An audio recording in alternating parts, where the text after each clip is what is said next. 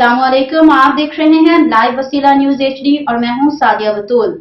शामिल करते हैं आज की अहम खबर।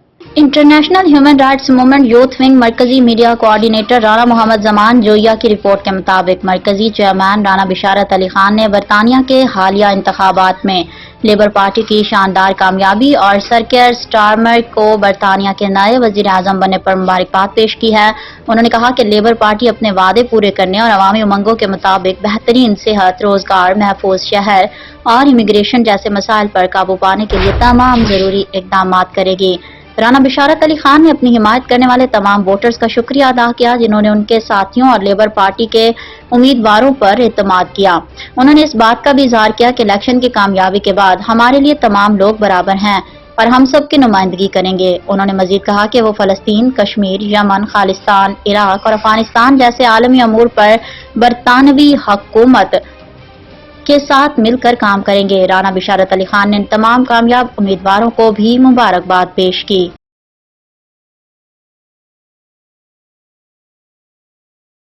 Kerry Gillian, Labour Party, 20,000.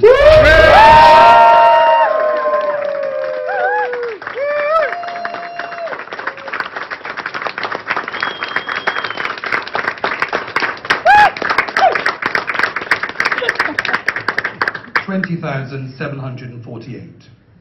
Sadiq Farouk Ahmed, Independent, 1,259. Party को वोट दिए हैं, हमारे साथ चले और कम्युनिटी की बेहतरी के लिए हमारी मदद करें और हम एक रोशन और पुरवकार कम्युनिटी के लिए काम करते रहेंगे। 20,748. Sadiq Farouk Ahmed, Independent, 1,259. आज बरतानिया में इलेक्शन खत्म हो चुके हैं। इस इलेक्शन के दरमियान बहुत से सवालात उठाए गए उन लोगों पर जो लेबर पार्टी की सपोर्ट कर रहे थे। मैं इस बात पर पुख्ता यकीन रखता हूं कि हर इंसान अपनी मर्जी से वोट देने का हकदार है और वो इलेक्शन कैंडिडेट पर और इलेक्शन के उम्मीदवारों के सपोर्टर्स पर भी किसी किस्म की भी बात कर सकता है। लेकिन इस इलेक्शन के दरमियान जो सबसे ज्यादा गुफ्तगू की गई वो ये थी कि जो लोग लेबर पार्टी को सपोर्ट कर रहे हैं वो फलस्तीन की मुखालफत में खड़े हैं। हकीकत में ऐसा कुछ नहीं। ये इलेक्शन है, ना ही ये इलेक्शन फलस्तीन की बुनियाद पर हो रहे हैं, ना ही इन इलेक्शन का फलस्तीन से कोई लेना देना था।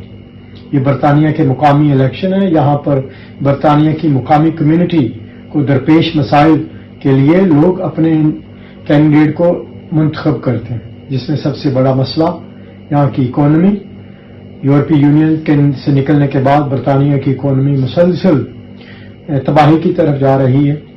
फिर नेशनल हेल्थ में वेटिंग लिस्ट का मसला है, सेफ्टी के मसाइल हैं, लोगों के रोजगार के मसाइल हैं और सबसे बड़ा जो मसला इस वक्त यहाँ पर गुर्बत की तरफ लोग बड़ी तेजी की तरफ जा रहे हैं।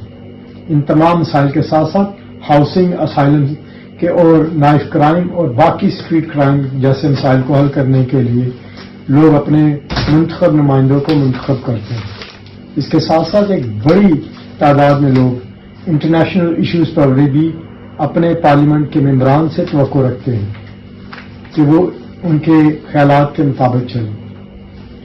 फलस्तीन का मसला, इराक, कश्मीर, यमन और ऐसे तमाम मसाइल पर बरतानिया की हुकूमतें बेहतरीन तरीके के साथ अपने फैसले करती हैं, लेकिन हम इन फैसलों को तब ही अपनी मर्जी के साथ चेंज कर सकते हैं जब हम इन जमातों में रहते हुए अपने असर को इस्तेमाल करें।